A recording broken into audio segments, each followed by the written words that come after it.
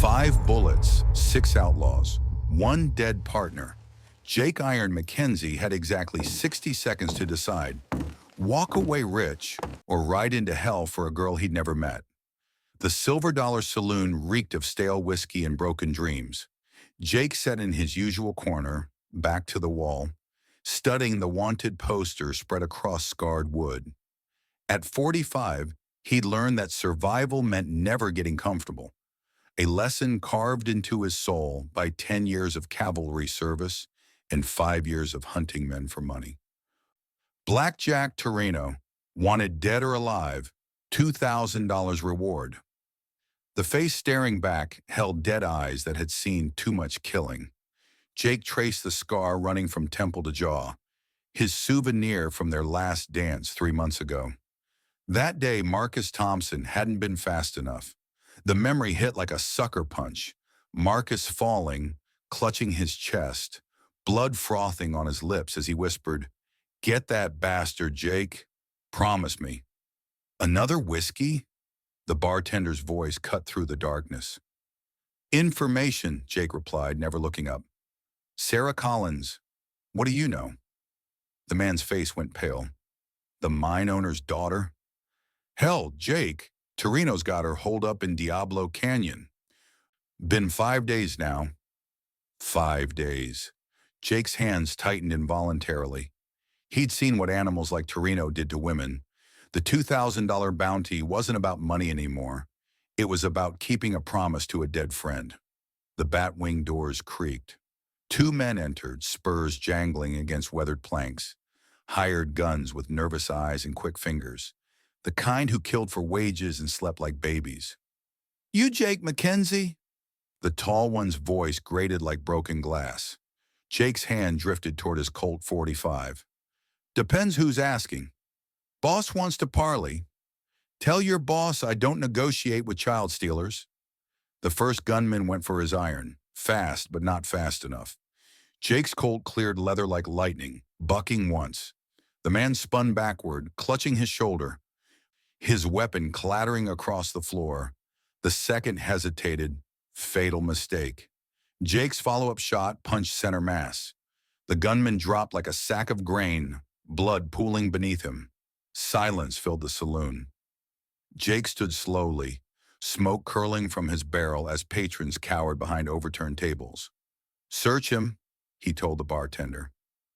Among the dead man's effects, a hand-drawn map showing routes through desert badlands toward Diablo Canyon. Red X marked a spot 50 miles northeast with a note, "Move the girl at sundown." "Torino's getting desperate," Jake muttered, checking his Winchester. 15 rounds of .44-40 ammunition. "Or careless." The bartender leaned forward. "Jake, you can't go alone. That canyon's cursed. Apache burial ground. Nothing but death and buzzards out there." Jake shouldered his rifle and headed for the door. "Then I'll fit right in." His horse Thunder waited outside, a steel-gray Mustang that had carried him through worse places than hell's own backyard. As Jake mounted up, Marcus's voice echoed in his memory. "Some debts can only be paid in blood, partner." Thunder's hooves drummed against packed earth as they headed northeast, toward a place where even coyotes feared to tread. The Arizona territory stretched endlessly before Jake.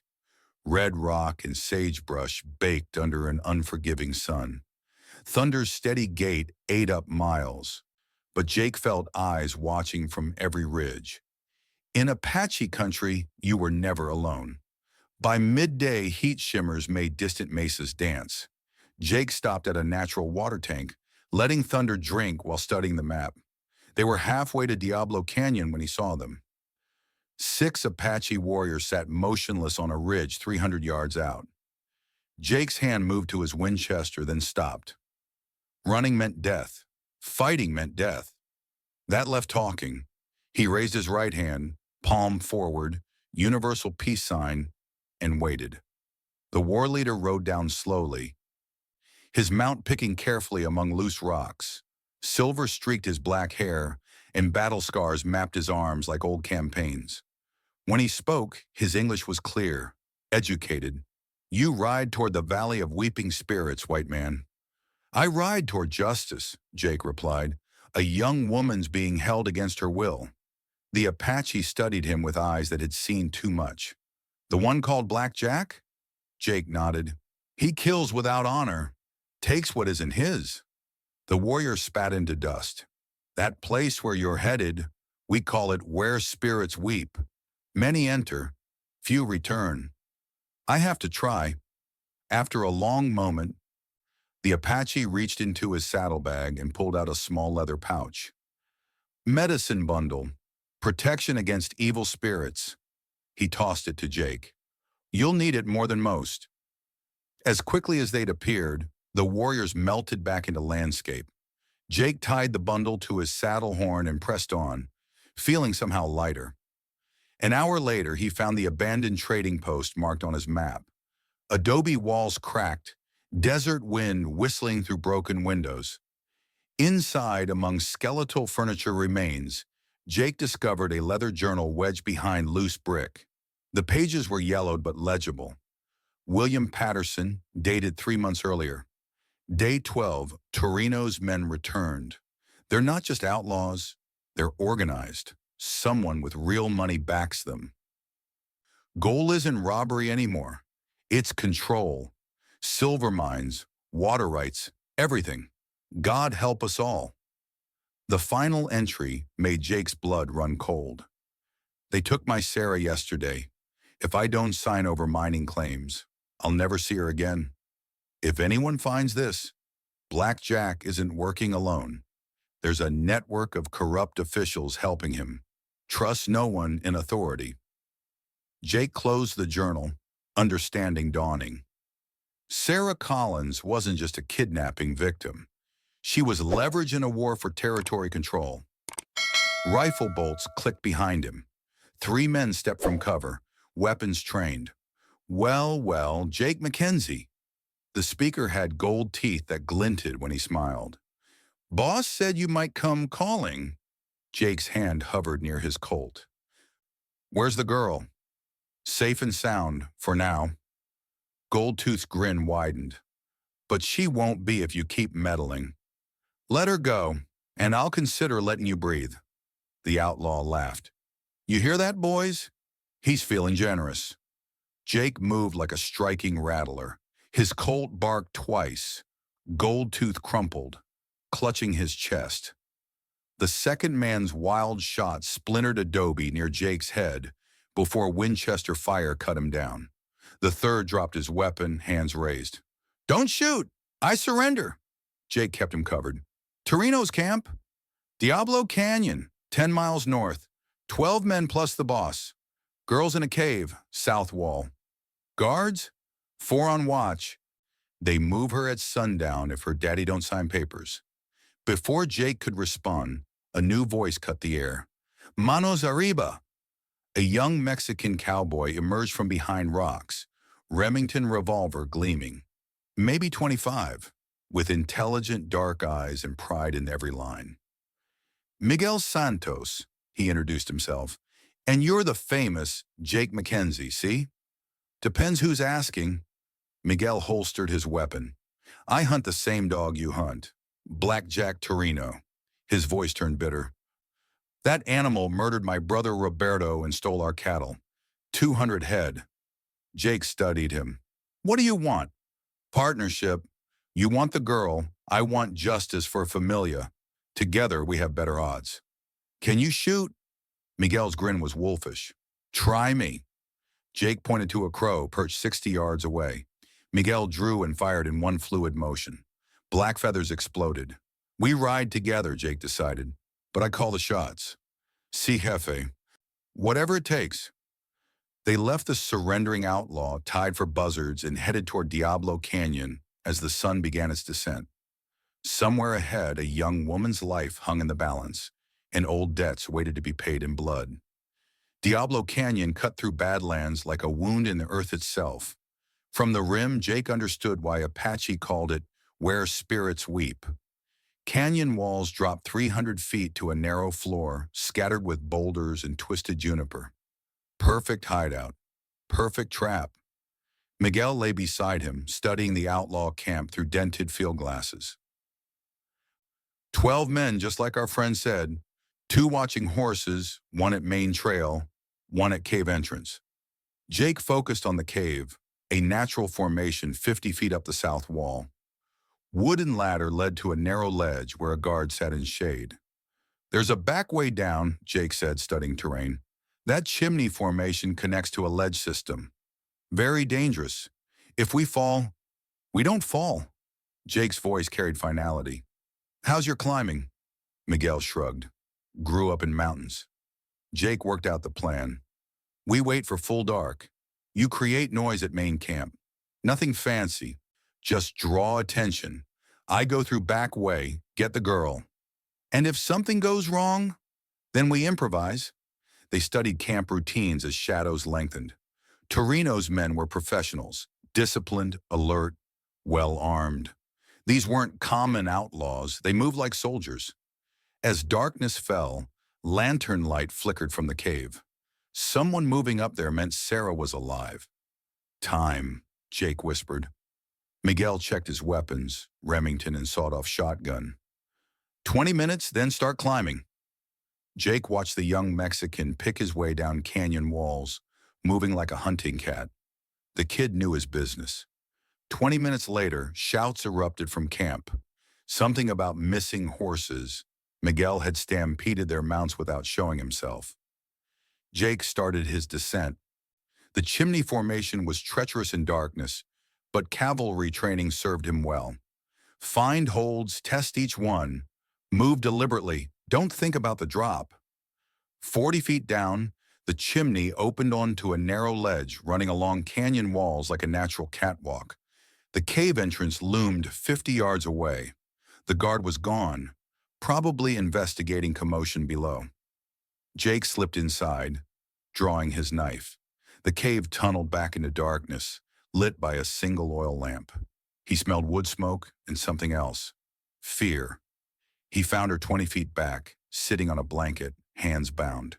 Sarah Collins was 19, with auburn hair and green eyes holding more anger than terror. When she saw Jake, she didn't scream, just stared with hope and calculation. Jake pressed a finger to his lips, cut her bonds with quick strokes. Can you walk? She nodded, rubbing circulation back. You're not one of them. Jake Mackenzie, getting you out. About time. Her voice stayed steady. I heard them talking. They're moving me to Mexico tomorrow if Papa doesn't sign over the mine. Not happening. Jake helped her up. Stay close. Do exactly what I say. Boots clattered on the wooden ladder outside. Someone coming up. Back, he whispered, pushing Sarah deeper into cave. Blackjack Torino stepped into lamplight. Jake got his first good look at the man who'd killed Marcus. Tall, lean, with pale eyes belonging on a corpse. A Colt hung low on his hip, Winchester carried like he knew how to use it. Well, Jake Mackenzie. Torino's voice was cultured, educated. I wondered when you'd show. Jake stepped into light, his Colt ready. Let's finish this. Oh, we will. But first, drop that iron. My men have your Mexican friends surrounded. One word from me, he dies. Jake hesitated. He heard truth in Torino's voice. Miguel was in trouble. Smart man. Torino smiled without warmth. Now, Miss Collins, time to go. Long ride to Mexico ahead. She's not going anywhere. Then your friend dies, you die, and she goes to Mexico anyway. Poor choices all around. Sarah stepped forward. I'll go, but only if you let them live. Sarah, no! My choice! Her green eyes blazed. Papa will pay. He always does. Torino laughed. Your father already signed papers, girl. Mine's mine now. You're just insurance against future problems. That's when Jake heard it. Distant rifle fire from canyon floor. Miguel was still fighting. Sarah heard it too. Her eyes met Jake's, something passing between them. She nodded slightly. Jake dove left as Sarah threw herself at the oil lamp. Glass shattered, plunging cave into absolute darkness. Torino's Winchester boomed. Muzzle flash, lighting cave like lightning. Jake rolled, came up firing. His Colt barked 3 times, fast as he could pull trigger. He heard Torino grunt, heard rifle clatter against stone. But the outlaw leader wasn't finished. Jake heard steel whisper on leather as Torino drew his sidearm. "Sarah, stay down." More gunfire echoed outside. Miguel still alive, still fighting. In absolute darkness, it came down to instinct and luck. Jake moved toward where he'd last seen Torino. Colt extended. Gun flash lit cave. Jake felt bullet burn past his cheek, fired back at muzzle flash. Heard his bullet strike stone. "Give it up, Torino. Your men are finished." "Not yet." Voice strained, pained. "Still got 1 card to play." Boot scrapes on stone. Torino moving, trying to flank. Jake listened, waiting. Sarah spoke from darkness. "He's bleeding bad. I can hear it dripping." Torino's gun roared toward her voice. Jake fired at muzzle flash. Heard solid thunk of lead hitting meat. Torino went down hard. Jake waited, ears ringing. Nothing. "Sarah?" "Here. I'm all right." Jake found cave entrance, looked down. Canyon floor lit by scattered fires where Miguel had created distractions. Bodies visible, but some of Torino's men still moving. "We need to get down there. Miguel needs help." "I can climb." Her voice stayed steady. "Let's go." The gunfight lasted 20 more minutes. Jake and Sarah reached canyon floor as Miguel was pinned behind boulder by 3 outlaws. The young Mexican was wounded. Blood stained his left sleeve, but still returning fire with his shotgun. Jake positioned Sarah behind fallen logs, worked around a flank. His Winchester spoke twice. 2 men went down. The third threw down his weapon. "Miguel, you hit bad?" "Just a scratch, amigo." Miguel stood, clutching his arm. "The girl?" "Safe." Jake kept rifle trained on surrendering outlaw. "Torino?" "Dead." Miguel grinned through pain. "Then we won, no?" Not quite. Jake counted 11 bodies, but Torino had started with 12. 1 missing. "Sarah!" Jake spun as the last outlaw appeared behind her position, arm around her throat, gun to her head. "Drop weapons or she dies." Jake recognized him. Thin, nervous, with weak chin and desperate eyes. A follower, not leader, which made him unpredictable. "Easy, friend." Jake set Winchester down. "No need for more dying." "Tell that to my dead partners." Voice cracking. "You killed them all. They made their choice, like you're making yours now. Stay back. I'll kill her." Miguel circled left, but Jake waved him off. This needed careful handling. "What's your name?" "What, Willie." "Willie Carson." "Well, Willie, you've got a problem. Even if you kill her, you're still outnumbered. Me and Miguel, we'll hunt you down." Willie's gun hand shook. "I just want out of here." "Then let her go. We'll give you a horse, fresh start somewhere else." Sarah's eyes locked on Jake's, waiting for something. Signal, opportunity. "You swear? You'll let me go?" "On my honor." Sarah chose that moment to stomp Willie's instep, drive elbow into his ribs. He yelped, loosened grip just enough. Sarah twisted away as Jake drew and fired in one smooth motion.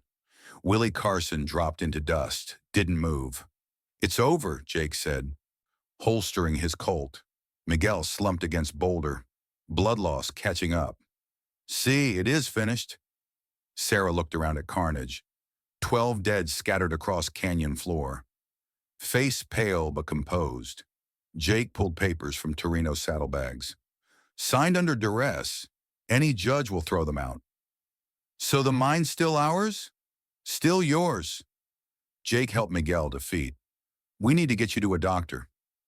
Miguel walked to Torino's body, spat in dust beside it. "For Roberto," he said simply.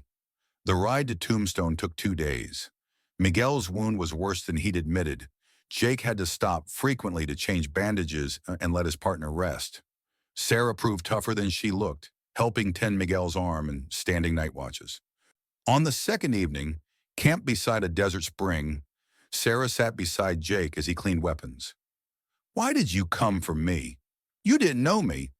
Jake looked up from his Colt, made a promise to a dying friend. "Marcus Thompson. Torino killed him 3 months back." "Is that the only reason?" Jake was quiet, thinking of Marcus's last words, of the weight of promises made to dead men. Some things are just right or wrong. This was right. She nodded. "What will you do now?" "Same thing I've always done. Hunt bad men." "And Miguel?" They looked at the young Mexican, sleeping against his saddle, one hand still on his gun, even unconscious. "Miguel's got good instincts. If he wants to keep riding with me, I won't say no." Sarah stared into fire. "My father will want to reward you both. Posted bounties enough. 2,000 isn't much for what you did." Jake smiled grimly. "It's not about money, Sarah. Never was." Tombstone looked the same when they returned, but everything felt different. Word of Torino's death had spread, and townspeople treated Jake with mixture of respect and wariness. He was a man who got things done, but his methods made decent folks nervous. Henry Collins met them at town's edge with a dozen armed men. Sarah's father was a big man with silver hair and worried eyes that lit up seeing his daughter. "Sarah!" He swept her into crushing embrace. "Thank God. I'm fine, Papa. These men saved my life." Collins turned to Jake and Miguel. "Name your price. Anything." "Posted bounty's fine," Jake replied. 2,000, split between us." "That's not nearly—" "It's enough." Collins studied him, then nodded. "As you wish, but I have something else." He pulled out official documents. "Those papers Torino forced me to sign? My lawyers found irregularities. Seems Blackjack had help from inside territorial government." Jake scanned the papers. Names, dates, amounts, a whole network of corruption laid bare. "What do you want me to do with this?" "Clean house," Collins said simply. "Every man on that list is dirty. Territory marshal, 2 judges, land office clerk, all in Torino's pocket." Miguel looked over Jake's shoulder. "This is bigger than we thought, amigo. Much bigger." Jake folded documents carefully. "Going after these men won't be like hunting outlaws. They've got legal protection, political connections. They've also got blood on their hand," Sarah interjected. "How many other families destroyed? How many other women suffered?" Jake met her eyes, saw steel beneath pretty surface. Sarah Collins had survived 5 days with Blackjack Torino and emerged stronger.